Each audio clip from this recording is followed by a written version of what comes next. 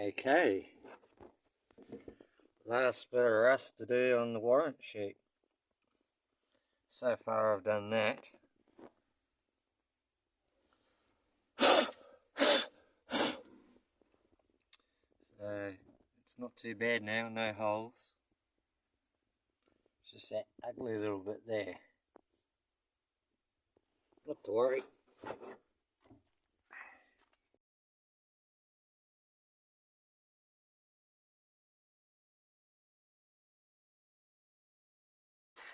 As you can see, there are just little holes, so I've got to grind all that off.